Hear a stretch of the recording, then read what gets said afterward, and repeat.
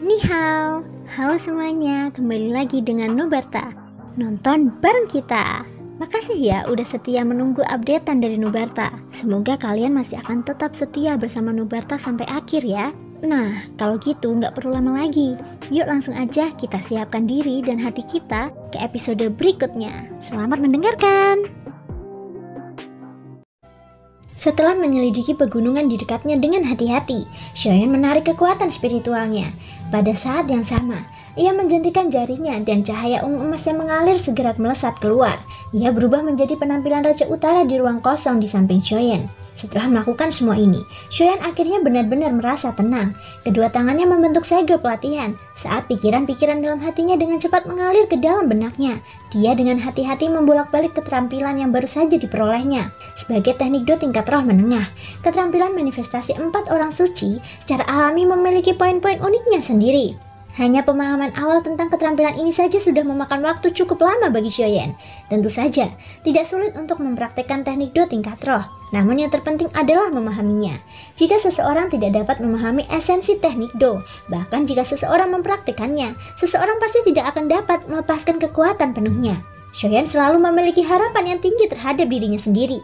Ketika mempraktikkan teknik Do, tentu saja mustahil baginya untuk memahami setengahnya. Dia harus mencapai tahap di mana dia dapat memahaminya secara menyeluruh sebelum dia bisa menyerah. Seperti yang diharapkan, agar dapat melepaskan kekuatan sejati dari keterampilan gajah paksa, Xiaoyan duduk di puncak gunung selama setengah bulan lagi. Selama setengah bulan ini, Xiaoyan seperti seorang biksu tua yang sedang bermeditasi. Seluruh tubuhnya tidak bergerak sama sekali. Baru pada saat inilah, Xiaoyan yang telah duduk bersila di puncak gunung selama hampir 4 bulan, akhirnya membuka matanya. Begitu Xiaoyan membuka matanya, cahaya keemasan yang tajam melesat keluar dari dalam matanya seperti 2 anak panah. Cahaya itu menembus ruang hampa dan menghilang dalam sekejap. Xiaoyan menghembuskan nafas udara keruh yang telah tertahan di dadanya selama setengah bulan. Seketika sudut mulutnya perlahan terangkat membentuk senyuman. Surga tidak mengecewakan mereka yang bertahan. Setelah setengah bulan pencarian yang pahit, Xiaoyan akhirnya memahami esensi dari keterampilan gajah kekuatan ini. Keterampilan ini menekankan penggunaan kekuatan fisik seseorang. Namun terlepas dari beberapa cepat kecepatan seseorang, kekuatan fisik seseorang pada akhirnya hanyalah tubuh fisiknya. Seseorang tidak akan pernah bisa meletus dengan kekuatan mengerikan seperti Doki, di mana bahkan jejak sekecil apapun dapat mengguncang dunia. Ini selalu menjadi kelemahan mereka yang berlatih tubuh fisik. Namun keterampilan gajah paksa berbeda. Keterampilan gajah paksa secara kebetulan menutupi kelemahan praktisi tubuh fisik ini. Dengan demikian, hal itu memperkecil kesenjangan antara praktisi tubuh fisik dan praktisi Doki biasa. Hal itu juga menyebabkan kekuatan praktisi tubuh fisik melambung tinggi. Dengan demikian, dalam proses bertarung dengan orang lain, seseorang akan dapat mengandalkan kekuatan tubuh fisiknya untuk menekan lawan bahkan jika seseorang tidak menggunakan Doki. Teknik Do ini dapat dikatakan telah benar-benar mencapai tujuan untuk meningkatkan kekuatan seseorang hingga 1 inci. Setelah berhasil dipraktikkan, kekuatan Xiaoyan pasti akan melonjak. Dia berani menjamin bahwa dengan mengandalkan keterampilan gajah paksa dan teknik lainnya, dia pasti akan memiliki kemampuan untuk melawan Dodi bintang 1 di masa depan. Memikirkan hal ini, hati Xiaoyan tanpa sadar menjadi panas membara. Tampaknya dia sudah mengantisipasi kedatangan hari itu. Dia juga berharap untuk melihat seberapa kuat teknik Do kelas roh yang telah dia latih dengan susah payah ini. Xiaoyan tersenyum dalam hatinya. Dia tidak berdiri dari posisi duduknya. Sebaliknya, dia sekali lagi perlahan menutup matanya. Dengan hati-hati mengingat metode latihan keterampilan gajah paksa. Pikirannya melihat ke dalam, dan dia menggunakan seluruh tubuhnya untuk mengendalikan setiap bagian tubuhnya. Sementara Xiaoyan berusaha sekuat tenaga melatih jurus gajah kekuatan. Di pegunungan yang jauh di dalam kota-kota manusia yang ramai, ada pegunungan lain yang berdiri megah seperti pohon pinus. Pegunungan Silin dan pegunungan ini berdiri saling berhadapan. Yang satu berdiri di bagian paling selatan wilayah Silin, sementara yang lain seperti singa yang berdiri dengan gagah di bagian paling utara di wilayah Silin. Bagian utara dan selatan adalah pegunungan yang berdiri saling berhadapan dari kejauhan. Meskipun jarak di antara keduanya tampak jutaan mil terpisah, asap telah memenuhi udara dan api peperangan telah membumbung tinggi. Green Hunback Mountain, gunung yang disebutkan di sini sebenarnya bukan gunung, melainkan pegunungan. Green Hunback Mountain merupakan gunung tertinggi di pegunungan ini. Pegunungan di depan mereka adalah tempat di mana 4 sekte besar bersama-sama menempatkan diri untuk menghadapi sekte Chaoyang. Sekarang, pegunungan ini telah menjadi wilayah yang diduduki bersama oleh 4 sekte besar, tentu saja di permukaan. Dikatakan bahwa mereka menempatinya bersama-sama, tetapi pada kenyataannya, mereka sangat berbeda. Meskipun mereka tidak jauh dari satu sama lain, mereka jarang berinteraksi satu sama lain. Tentu saja, tidak dapat dihindari bagi mereka untuk saling mengunjungi secara diam-diam. Pada saat ini, di tempat sekte pedang surgawi ditempatkan, ada banyak bangunan di atas puncak gunung yang megah. Saat ini ada banyak orang yang berdiri di aula utama yang megah. Di antara orang-orang di aula utama, orang-orang dari 4 klan besar duduk terpisah. Mata sekelompok orang yang telah melupakan satu sama lain dipenuhi dengan permusuhan. Akan tetapi, setiap kali ada seseorang yang mau tidak mau ingin menyerang, mata mereka tanpa sadar akan melihat ke arah lelaki tua berjubah emas yang duduk di kursi utama dengan mata terpejam rapat. Suasana di aula itu terus hening untuk waktu yang lama. Butuh waktu lama sebelum lelaki tua berjubah emas di kursi utama akhirnya perlahan mengangkat kepalanya. Sepasang mata tua keruh yang telah tertutup rapat untuk waktu yang lama perlahan terbuka. Dari apa yang terlihat, lelaki tua ini adalah Dodi Bintang 8 yang telah melukai Shoyan di kota hijau Jamrud saat itu. Kepala sekte pedang surgawi, Jianming. Di kursi utama, Jianming yang mengenakan jubah emas berdiri. Tatapannya yang tanpa emosi menyapu semua orang di aula. Akhirnya tatapannya terhenti pada seorang pemuda berjubah putih. Orang ini adalah pewaris klan Zhou, Zolin, keponakan Zolin. Menurutmu apa yang kamu katakan? Shoyan menghilang di depan matamu? Mata Jianming perlahan menyipit saat dia menatap Zolin. Begitu kata-kata Jianming jatuh, orang-orang lain di aula juga mengalihkan pandangan mereka. Beiying masih baik-baik saja dan ekspresinya tidak banyak berubah. Di sisi lain, orang-orang dari 2 klan lainnya mengalihkan pandangan mereka ke arah Jianming secara serempak. Wajah semua orang sangat muram. Pemimpin sekte, jangan dengarkan omong kosong bocah ini. Masalah ini pasti sudah diatur oleh klan Zhou dan klan Bai bersama-sama. Tujuan mereka adalah untuk menekan kedua klan kita. Diam, apakah aku bertanya padamu?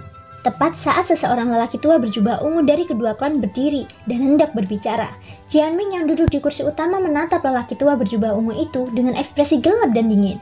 Nada bicaranya bahkan lebih mengejutkan.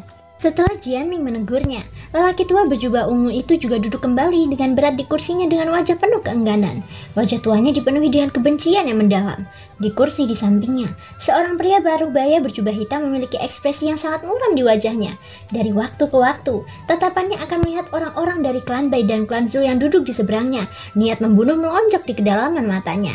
Orang ini adalah kepala klan Huo saat ini, Huo Xianrui. Pria tua berjubah ungu yang duduk di sampingnya adalah tua tertinggi klan Sun, Sun Zi. Kematian Huo Tianyi, Huo Ba dan Sun Shou dapat dikatakan telah mengguncang fondasi kedua klan besar ini.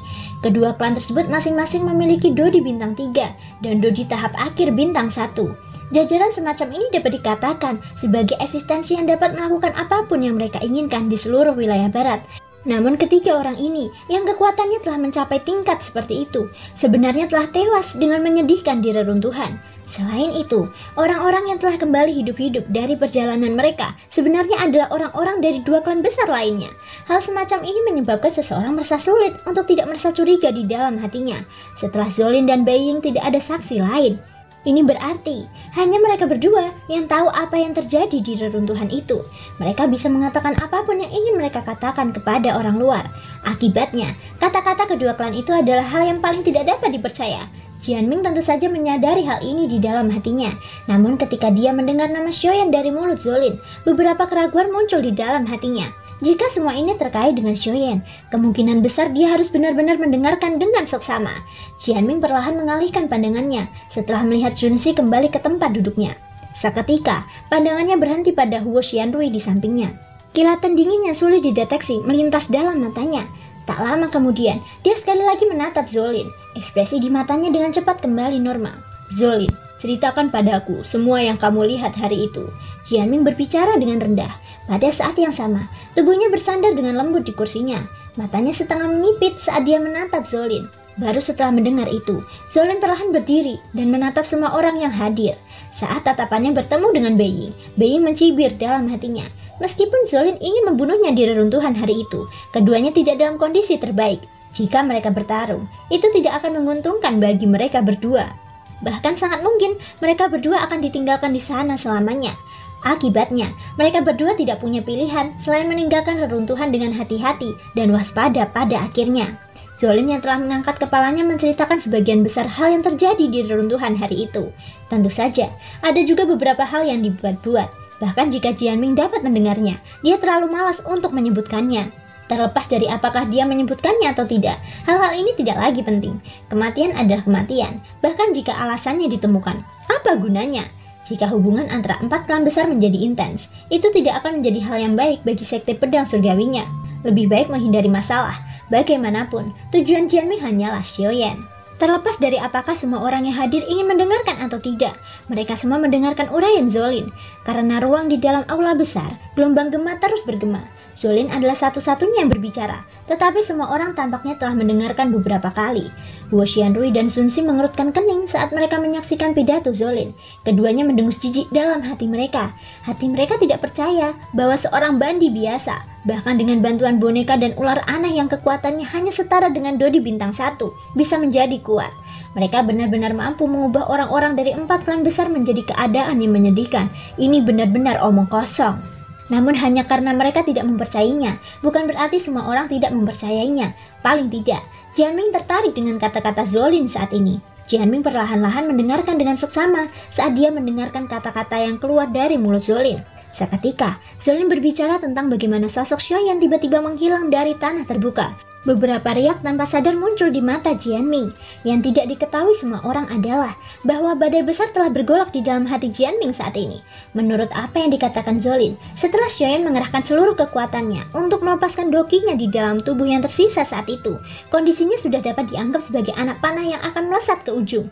Mustahil baginya untuk memiliki kemampuan membalas, apalagi bertahan dari badai energi semacam itu. Namun hasil yang diberikan Zolin adalah Xiaoyan menghilang dari alun-alun bersama ular narwhal. Ini adalah sesuatu yang mustahil, tetapi itu benar-benar terjadi. Xiaoyan yang sudah kehilangan seluruh kekuatan bertarungnya pasti tidak akan mampu mengandalkan kekuatannya sendiri untuk melarikan diri dari tempat itu, apalagi membawa ular narwhal bersamanya. Jika memang begitu, satu-satunya penjelasan adalah bahwa ada orang lain yang diam-diam membantu mereka melarikan diri dari reruntuhan itu. Kemampuan orang itu sangat hebat, sehingga bahkan dengan kekuatan Zolin dan Bai Ying, mereka tidak dapat merasakan gerakan yang tidak biasa. Ini juga berarti bahwa kekuatannya jauh di atas mereka. Seorang pria kuat misterius tiba-tiba turun tangan dan menyelamatkan Xiaoyan saat dia dalam bahaya. Hal semacam ini mungkin tampak tidak masuk akal di mata orang lain, dan itu juga tidak benar.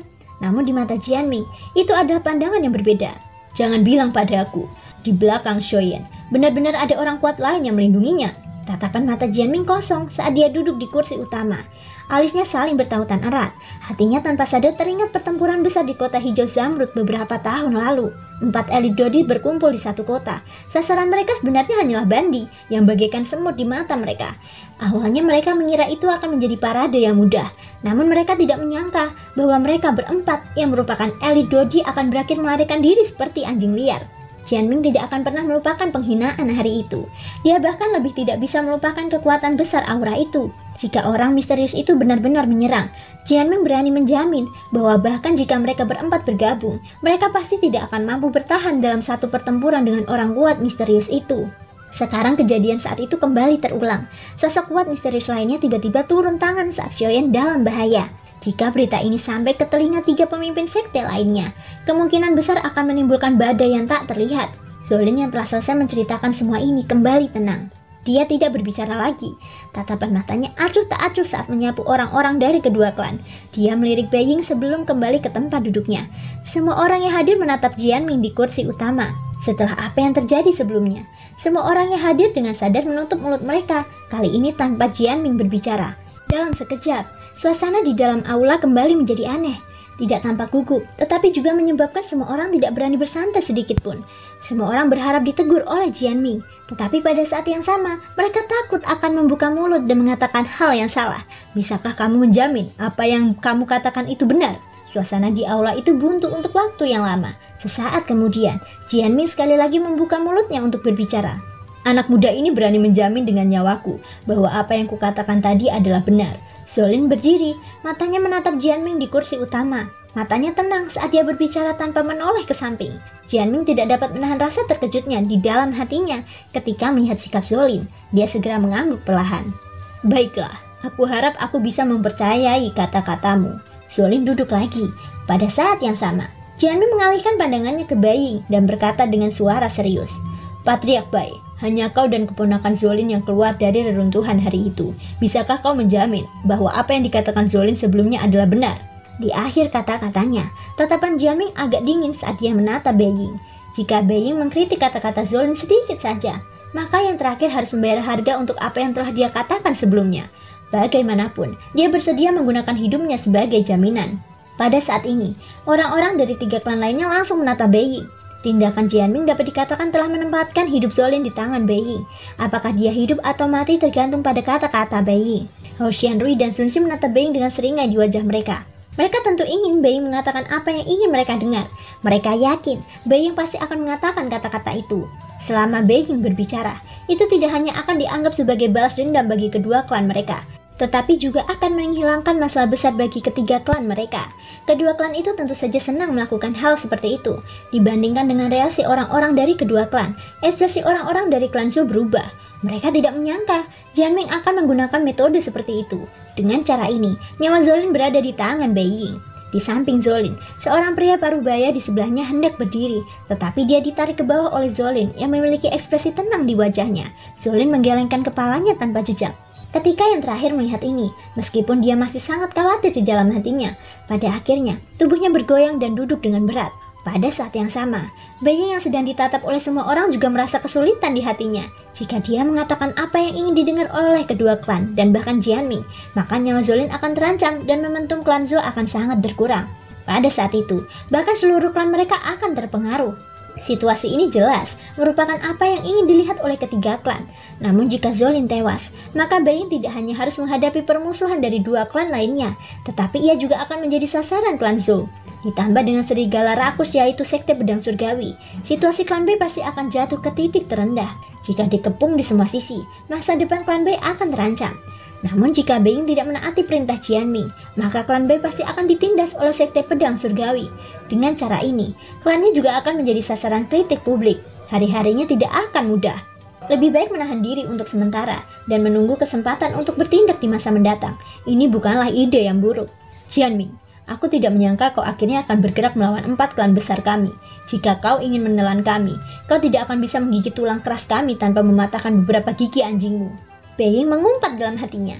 Sesaat kemudian, dia akhirnya perlahan mengangkat kepalanya.